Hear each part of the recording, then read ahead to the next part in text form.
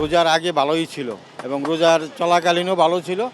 এই যে আন্তর্জাতিক যে যুদ্ধ, বুঝছেন, যুদ্ধের পর থেকেই মনে করেন বেচাকিনি অনেকটা থেমে গেছে। বাইরের দেশে গন্ডগোল, আমাদের তখন কোনো বিক্রি নাই। আবার আমাদের বঙ্গবাজার পড়ে গেছে, এখন ফুটাই কটা মাল নিয়ে বসছি, কোনো বেচা বিক্রি নেই স্যার। এই তো 1-2 হাজার টাকার মতো বেশি এ সারাদিনে। আমাদের কোনো বেচা কিনা নাই এবার। এই যে 1 পিস মাল বেশি বসে রয়েছি, সকালের দোকান খুলছি 11টা বাজে।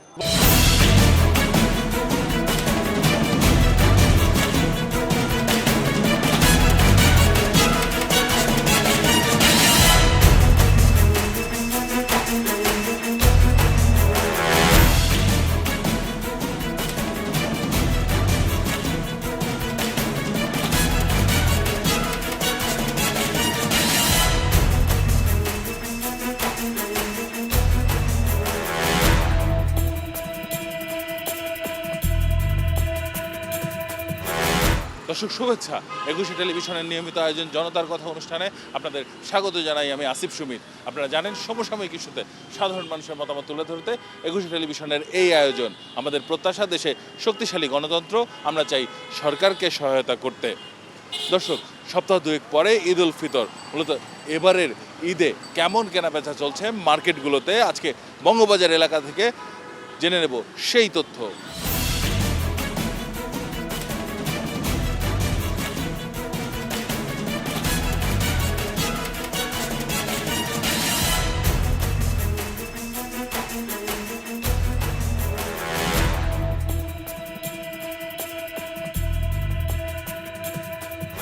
রোজার আগে ভালোই ছিল এবং রোজার চলাকালীনও ভালো ছিল।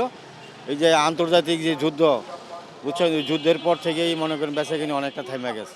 বাইরের দেশে গন্ডগোল, আমাদের তখন কোনো বিক্রি নাই। আবার আমাদের বঙ্গবাজার পড়ে গেছে, এখন ফুটাই কটা মাল নিয়ে বসছি, কোনো বেচা বিক্রি নেই স্যার। এই তো 1-2 হাজার টাকার মতো বেশি এ সারাদিনে। আমাদের কোনো বেচা কিনা নাই এবার।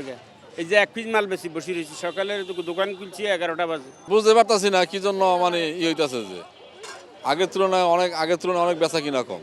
বেচা কিনা হলো বর্তমানে সব জায়গায় একটু কম আছে, তারপর বেশি কম আমগো দিকে এবার।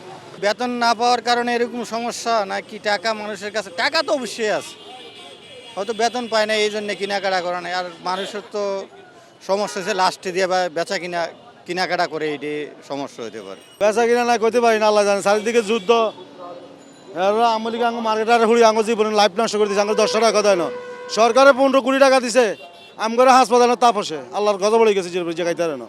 আয় কম, রোজগার কম, ব্যয় বেশি, কোথায় যাব বলতে পারি না। মানুষের কাছে মনে হয় টাকা নেই। দীর্ঘদিন সরকার ছিল না তো ক্ষমতায়, এখন নতুন সরকার আসছে, সামনে যদি পরিবর্তন হয় আর কি।